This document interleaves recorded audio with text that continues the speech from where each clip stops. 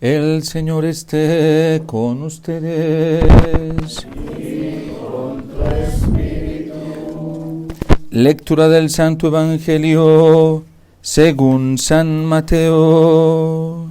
Gloria a ti, Señor.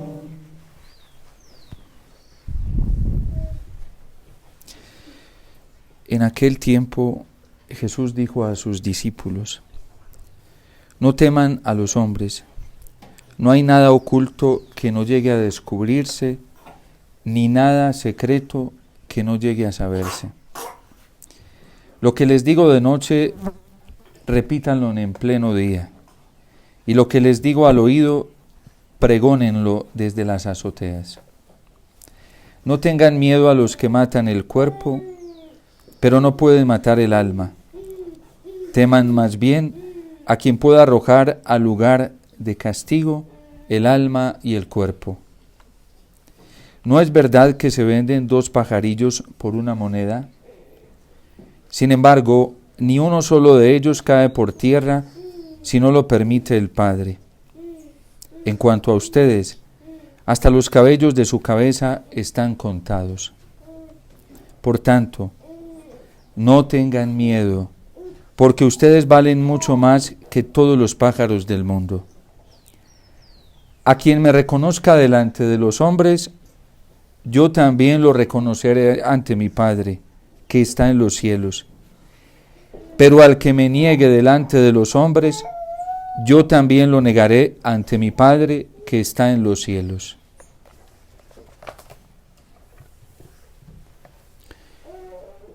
Palabra del Señor. Gloria a ti, Señor Jesús.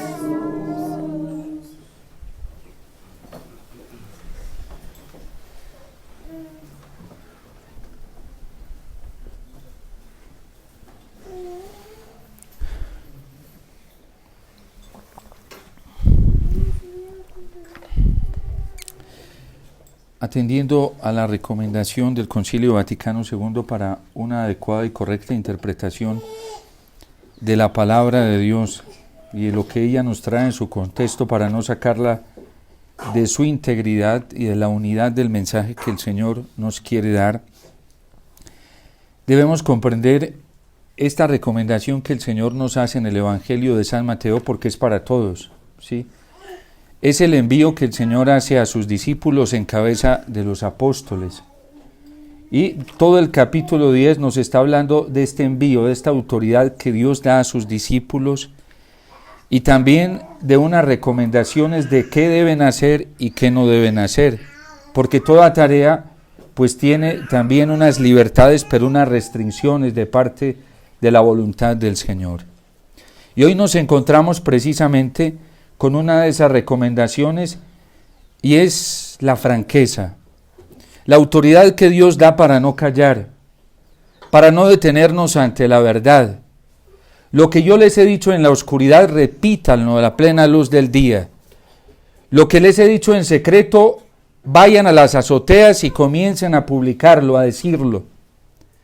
La verdad del Señor, después del acontecimiento pascual, pasión, muerte, resurrección del Señor, no está privada solamente para ámbitos particulares, sino que es una verdad que está destinada para que la conozcan todas las naciones del mundo. Y por eso la predicación del Evangelio y el anuncio de la buena nueva y de la salvación que San Pablo hoy nos está anunciando en la carta a los Romanos no puede detenerse.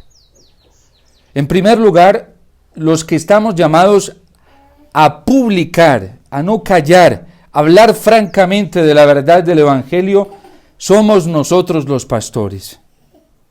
Empezando por los obispos, que son los sucesores directos de los apóstoles y a quien Dios les ha encomendado esta tarea con un carisma particular, que es el carisma de la verdad, para proclamar la buena nueva del Evangelio, y a ese carisma de la verdad estamos unidos todos los sacerdotes y los diáconos por el sacramento del orden.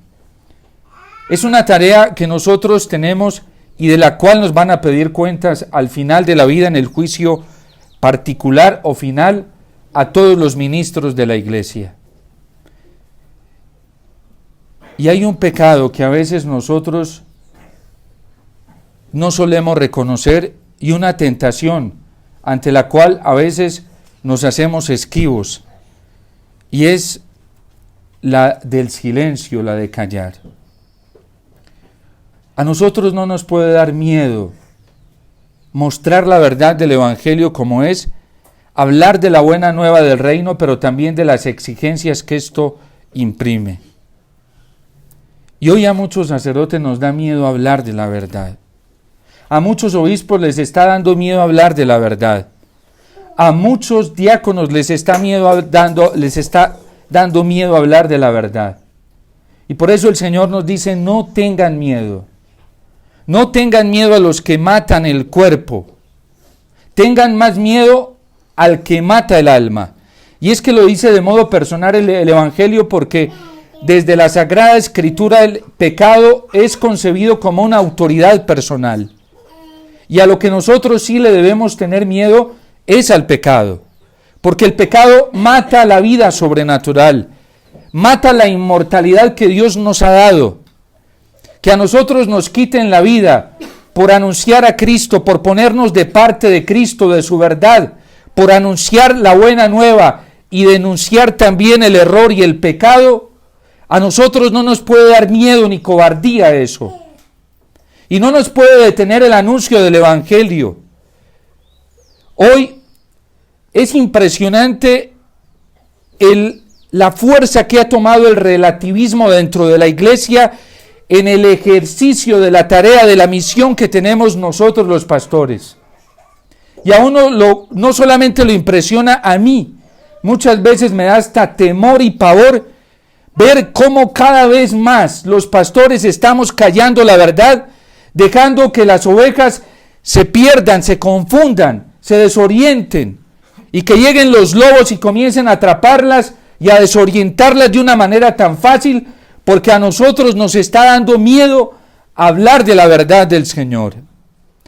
La Constitución dogmática Lumen Gentium del Concilio Vaticano II habla precisamente de que todos estamos llamados a ser testigos del amor supremo por Dios y por las almas. Y en esa tarea de dar testimonio supremo del amor de Dios por las almas y por Dios está precisamente el testimonio del martirio, que es el derramamiento de la sangre por amor a Dios y por amor a las almas. Y aunque es un don sublime y particular para algunas personas, que Dios da de manera exclusiva a algunos, todos tenemos que estar, dice el Concilio Vaticano II, a la altura del martirio. Todos tenemos que, en los diferentes estados de vida, tanto en la vida sacerdotal, jerárquica, como en la vida religiosa, todos los consagrados, ustedes los matrimonios y los fieles laicos bautizados, todos tenemos que estar a la altura, al riesgo del martirio. Porque si no estamos allá, pues nos perdemos la posibilidad de entrar al reino de los cielos. La Lumen Gentium nos ha hecho una aseveración, una advertencia muy grande a todos los católicos, y no solamente a los católicos, sino a todos los que quieren ir al cielo. Porque además es un concilio ecuménico. No solamente fue orientado para hablarle a la Iglesia Católica, sino a todo el mundo. Y nos hace la advertencia de que todos tenemos el llamado universal a la santidad. Por eso Santa Teresa de Calcuta decía que la santidad no era un lujo. La santidad no es algo exclusivo para algunas personas. Decía ella que la santidad era un deber, una obligación. Si no somos santos y perfectos, no vamos a entrar al reino de los cielos. Son las sentencias del Señor en el Evangelio de San Mateo, en el capítulo 5. Sean santos y perfectos y no de cualquier manera. Porque la proyección a la santidad, los referentes para ser santos, a nosotros Cristo no nos los dio en personas explícitas, sino que nos puso el nivel, el modelo de santidad en Dios Padre. Sean santos y perfectos, como mi Padre del cielo es santo y perfecto. El cielo tiene medida, tiene talla, y la medida y la talla del cielo es el Padre Celestial. Y por eso Cristo no tuvo otro programa en esta tierra que parecerse al Padre en todo, que seguir al Padre, obedecerle al Padre, hasta tal punto que estas recomendaciones que Cristo está dando, Él las vivió en su propia persona. En este capítulo 10 del Evangelio de San Mateo vamos a escuchar al Señor diciendo que quien no pospone padre, madre, hermanos, hijos, hijas, por Él, no es digno de Él. Y a la edad de 12 años, vimos a Cristo dando testimonio de esto. Se les perdió a San José y a la Virgen, quienes, basándose en la ley, le enseñaban lo que era el sometimiento y la obediencia a los padres, porque él debía ser cumplidor del cuarto mandamiento, honrar padre y madre. Pero se les pierde en la caravana de la edad de 12 años y completan 3 días buscándolo y lo encuentran en el templo. Y el reclamo de la Virgen es lícito y justo. ¿Cómo nos hiciste estas cosas? Tu padre y yo andábamos angustiados buscándote. Y la respuesta de Cristo, de 12 años, es: ¿por qué me buscaban? ¿Acaso no sabían que debía estar en las cosas de mi Padre? El amor a Dios se convierte en el deber absoluto que todos tenemos, y no por determinación, o no por una actitud esclavista servil, como hacen los esclavos que le sirven a los amos por miedo, no por una actitud interesada de compensación, que también es un amor imperfecto y que no es el amor que nos pide el cristianismo, como dice San Basilio, porque no es el amor de compensación, porque Él me dio, yo le tengo que dar. No, Dios nos pide un amor libre, un amor que brote precisamente de la gratuidad, de ver la generosidad de Dios. Los ángeles continuamente que contemplan el amor desbordante de Dios Padre se vuelven servidores, no porque tengan una obligación, sino porque ven al Padre Celestial tan humilde, tan sencillo, tan desbordado por nosotros los hombres, que ellos quieren hacer lo mismo.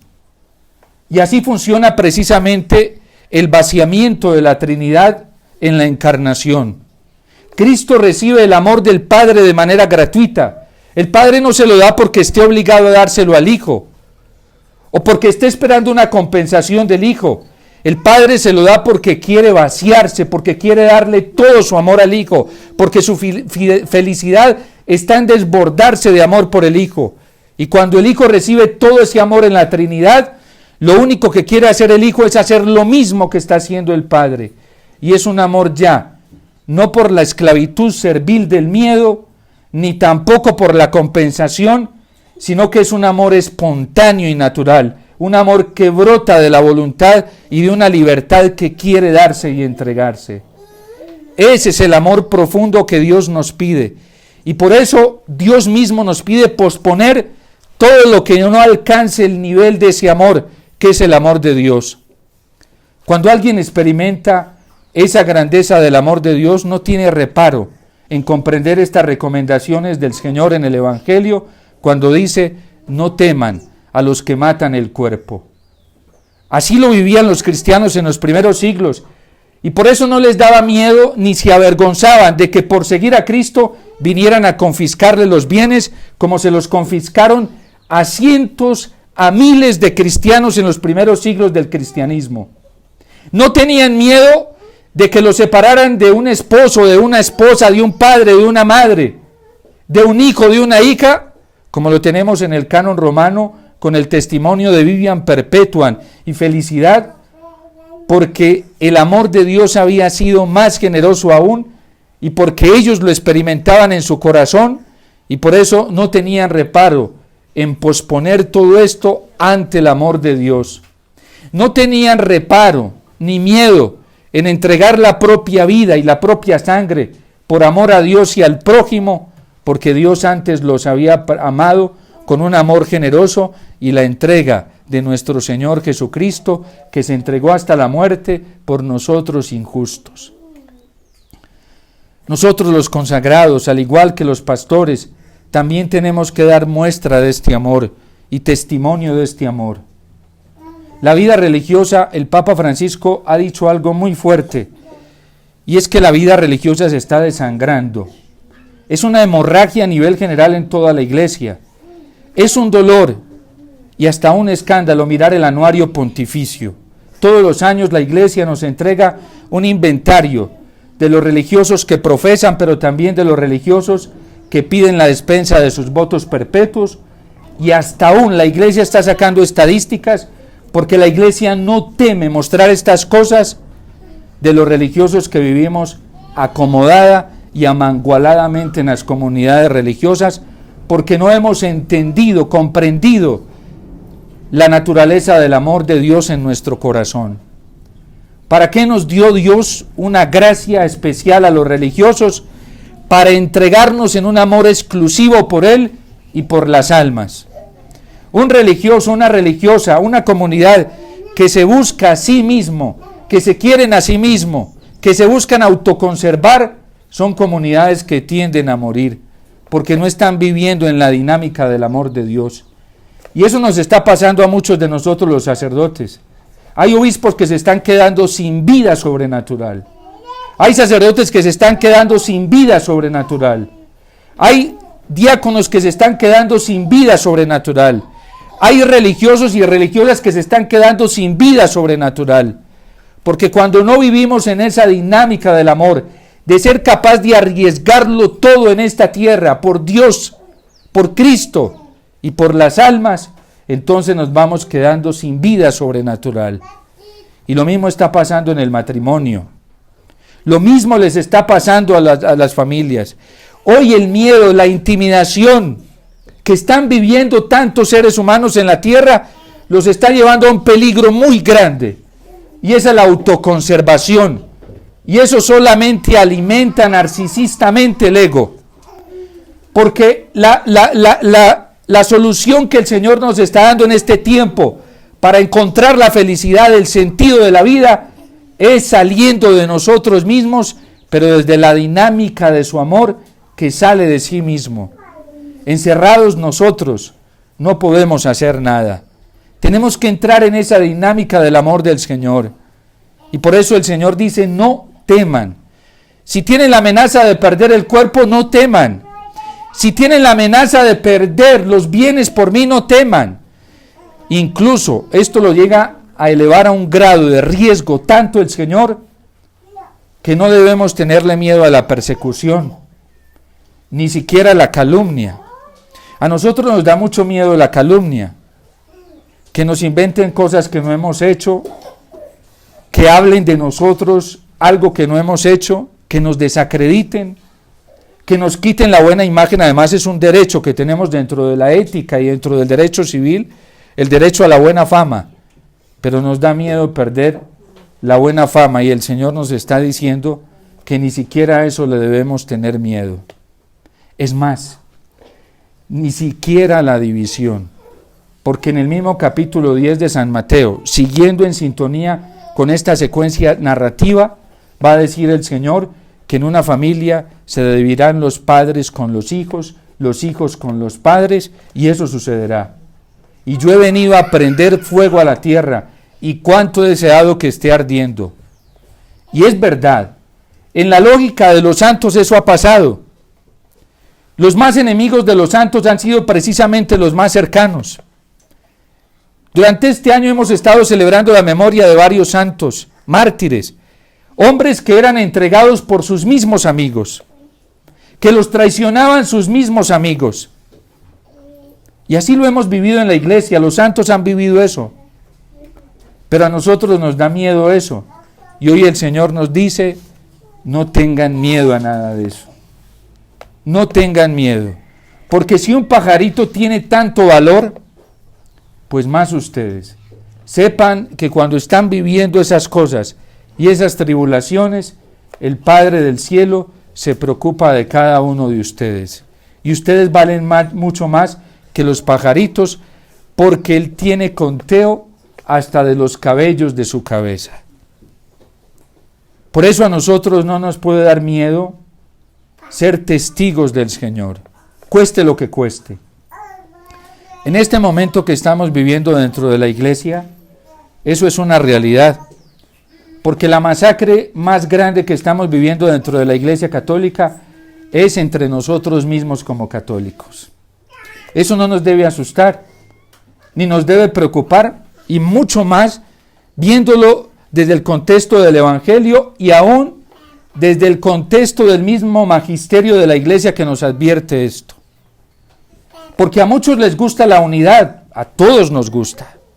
Todos queremos la unidad y la paz. Es que es un derecho de la persona y además eso es innato de la persona humana, la unidad y la paz.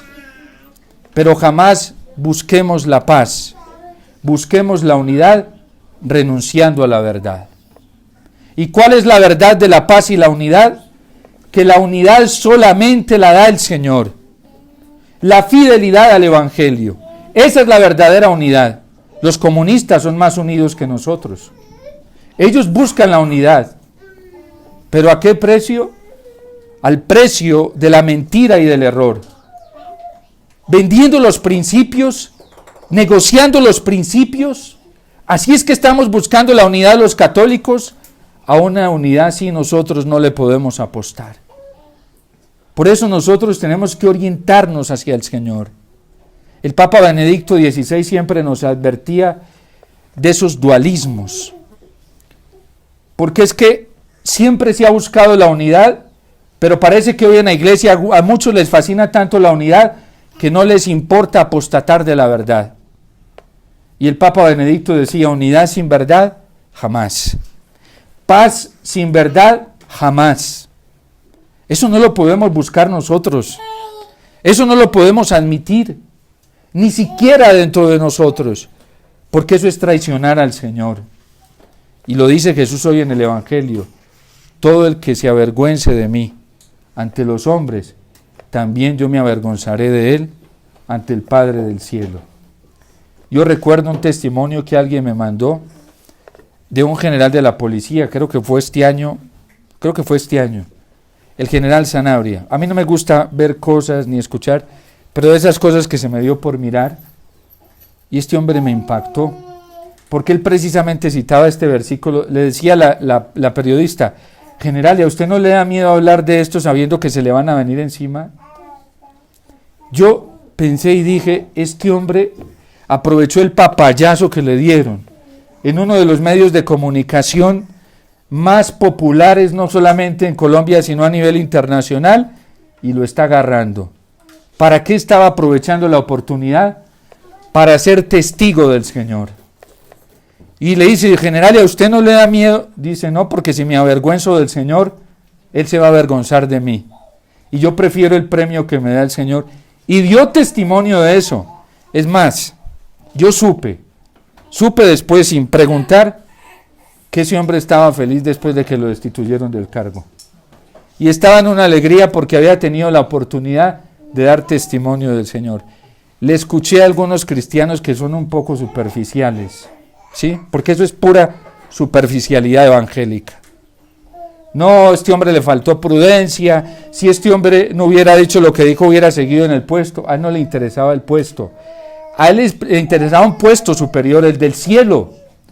Le interesaba un puesto superior y era el aplauso del Señor, el aplauso de Cristo. Es vergonzoso que nosotros los católicos, por conservar títulos, puestos, profesiones en esta tierra, estemos apostatando de la verdad. Y a mí me dio mucha alegría cuando me dijeron, no, padre, él está feliz. Todo el mundo cree que perdió. No, ese hombre ganó y Cristo ganó. Porque este sí es un testimonio de lo que es seguir al Señor, de esto que está diciendo el Señor en el Evangelio. Este sí es de verdad, este no es por diplomacia. Y entonces decía él, es que yo prefiero la bienaventuranza del Evangelio. Bienaventurados los perseguidos por causa de la justicia. Y decía él, eso a mí me hace feliz, sí, que hablen mal de mí, me hace feliz, lo decían, eso es puro Evangelio. ¿A quién de nosotros nos hace feliz, nos produce paz, alegría, gozo, fortaleza el que nos critiquen por seguir al Señor y por ser fieles a la verdad? Si eso no está pasando en nuestro corazón, algo anda mal con el Señor. Por eso el Señor nos está diciendo, no teman, no teman. No teman a los que matan el cuerpo, les quitan, los arruinan, o los difaman, los maltratan. No les tengan miedo. Yo le decía a alguien, eso nos tiene que producir risas. Porque eso es como ver obras de teatro, ¿sí?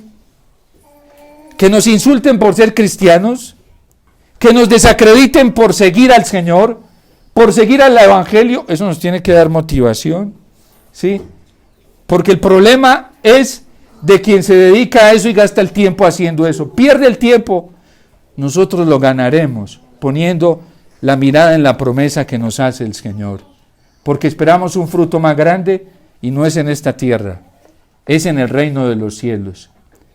Y entre más francos seamos, más valientes seamos, más gracia nos dará el Señor. Por eso San Pablo dice que el don, la gracia de Dios es superior a la ley. Es superior al pecado. Hoy lo está diciendo en la carta a los romanos. Y por eso Jeremías, después de toda esa crisis que tuvo, porque lo volvieron nada.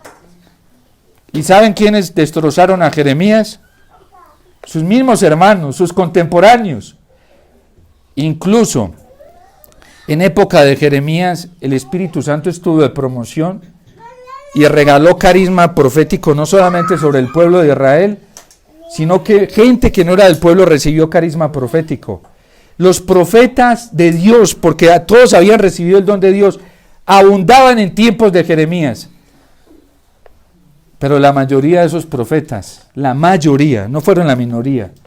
Vayan a la historia de los profetas para que vean, la mayoría de esos profetas se pervirtieron. ¿Y saben por amor a qué? Por amor a la fama, porque también tenían la misma tentación que tenemos hoy, que la tenemos dentro de la iglesia. ¿Cuánto nos gusta la fama? Y hoy en las redes sociales, a los predicadores y a los sacerdotes, venga, hablemos de esta manera para que no nos quiten audiencia, ¿sí? Pero eso no se parece al Evangelio para nada. La fama, les gustaba la fama y se pervertían. Les gustaba el poder, estar al lado de la monarquía, porque es que estar al lado de la monarquía, de los reyes, significaba poder tener ciertas gabelas. Eso le pasó a Jeremías, a Isaías, a todos los profetas. Y como ellos denunciaban los errores y las incoherencias de los mismos reyes, los reyes los mandaban a matar. Entonces a los falsos profetas les gustaba el poder y también les gustaba la plática, porque siempre ha existido, ¿sí? Siempre ha existido ese intercambio en la sociedad humana y la mayoría de los profetas se pervirtieron.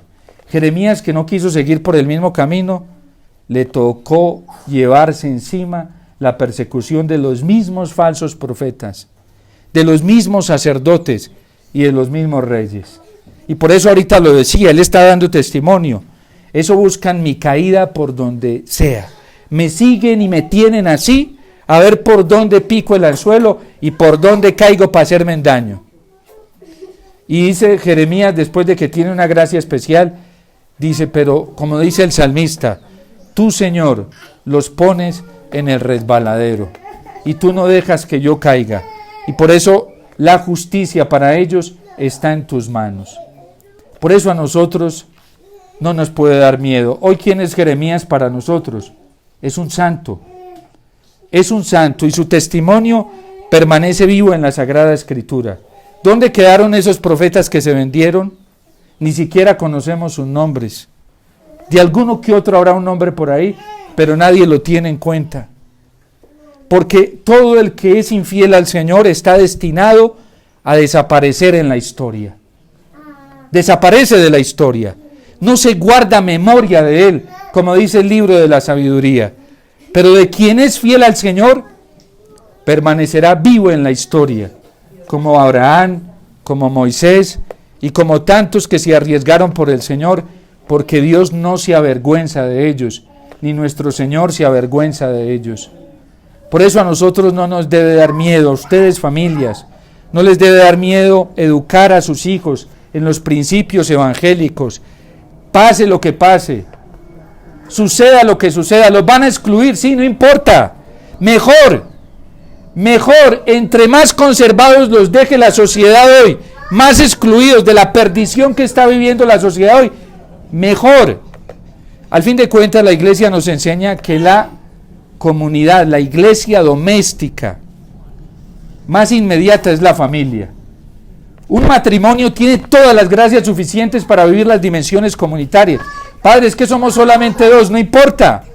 Donde hay dos, ahí estoy yo en medio de nosotros, de ustedes. La gente se asusta, padre, es que no somos ni 20, no importa. Solamente que estén ahí con el vínculo matrimonial, padre, es que somos solamente 3, 4. No importa, porque allí está la familia doméstica, la iglesia doméstica. Allí está la gracia de Dios amparando. No hay que estar en masa. Antes hoy las masas son más peligrosas, ¿sí? Porque es más fácil caer en el relativismo en masa que de una comunidad particular. Alguien me decía, padre, es que es muy difícil porque yo ya no quepo en ciertos lugares. Pero tienes a tu esposo, tienes a tu esposa, tienes a tus hijos, ¿qué más quieres? Vive esa dimensión de la vida cristiana con tu familia. Miren, el apostolado más grande y el deber más grande en el apostolado para ustedes, las familias, está en sus hijos. Un papá y una mamá no tienen que estar buscando predicar por allá. La plataforma más grande, importante para el mundo, para la iglesia, para la sociedad, son sus hijos. Padre, ¿es que es uno solo? Pues en ese solo. Dedícate a educarlo a él. Dedícate a darle el amor del Señor ahí en el hogar. La familia, hay que cuidar esa familia. Ese terruño pequeño ahí, dándole el evangelio, mostrándole la gracia del Señor. Por eso no tengan miedo. No tengamos miedo. Cada uno de nosotros seamos fieles a la misión en lo que nos corresponde hacer, que Dios nos premiará. Y la gracia de Dios es más suficiente que cualquier otra seguridad, que cualquier otra fuerza que nos puedan prometer en este mundo. Vivamos, es lo que quiere el Señor, que cada uno de nosotros viva la integridad del Evangelio ahí en lo que le corresponde hacer. Y no temamos, que el Señor siempre está y estará con nosotros. Dios te salve María, llena eres de gracia, el Señor es contigo.